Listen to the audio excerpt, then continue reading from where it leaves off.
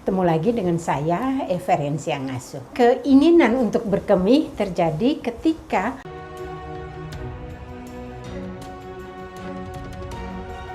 di video ini saya akan menyampaikan tentang proses berkemih.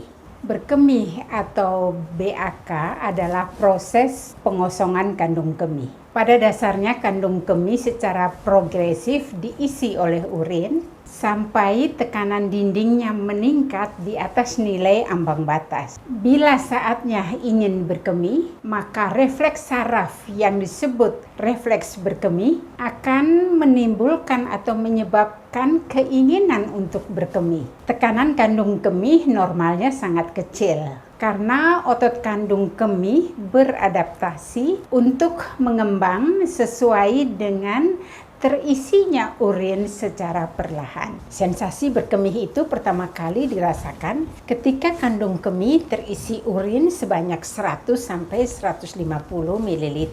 Dan keinginan untuk berkemih terjadi ketika kandung kemih terisi urin sebanyak 200 sampai 300 ml.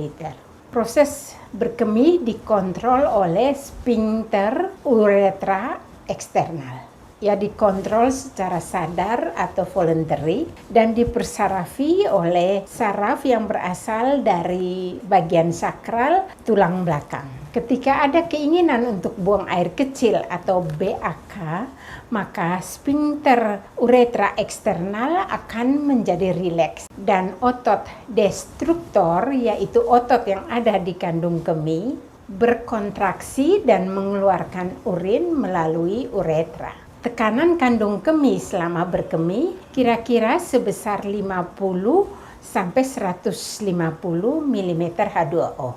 Peran persarafan pada proses berkemih. Kontraksi otot destruktor diatur oleh sistem saraf parasimpatik.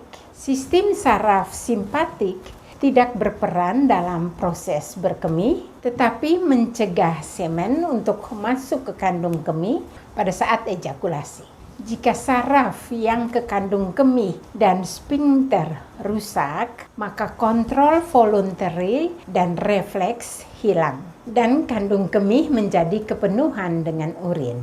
Jika pathway spinal dari otak ke sistem urinari hilang, contohnya seperti pada injury spinal cord, refleks kontraksi kandung kemih dijaga, tetapi kontrol voluntary hilang. Untuk kedua kondisi di atas, maka otot kandung kemih akan berkontraksi dan mengeluarkan urin. Tapi kontraksinya kurang cukup untuk mengosongkan kandung kemih, sehingga terdapat urin sisa. Pada saat kandung kemih tidak dapat lagi menampung urin tanpa meningkatkan tekanannya, maka reseptor pada dinding kandung kemih akan memulai kontraksi otot destruktor. Pada bayi, berkemih terjadi secara involunter dan segera. Sedangkan pada orang dewasa, keinginan berkemih dapat ditunda sampai ia menemukan waktu dan lokasi yang tepat. Walaupun demikian, bila rangsangan sensorik ditunda terlalu lama, maka akan memberikan rasa nyeri. Dengan dimulainya kontraksi otot detrusor, maka terjadi relaksasi otot pubococcygeus. Dan terjadi pengurangan topang kekuatan uretra yang menghasilkan beberapa kejadian dengan urutan sebagai berikut.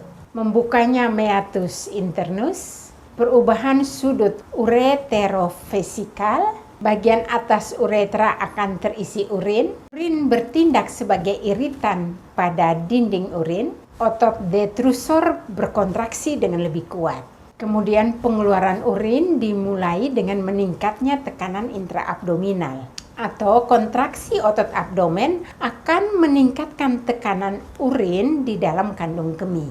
Pada saat yang sama, otot-otot dasar pelvis akan relaksasi. Dengan memanjangnya leher kandung kemih dan membiarkan urin masuk ke leher pada tekanan ini, sehingga meregangkan dindingnya. Keadaan ini merangsang reflektor gang dan merangsang refleks berkemih.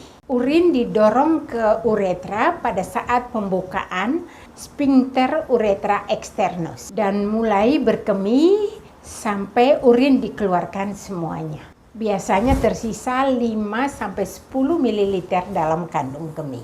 Penghentian aliran urin dimungkinkan karena otot pubococcygeus yang bekerja di bawah pengendalian atau voluntary. Ia mengadakan kontraksi pada saat urin mengalir, kandung kemih tertarik ke atas, uretra memanjang, dan otot sphincter uretra externus dipertahankan tetap dalam keadaan kontraksi.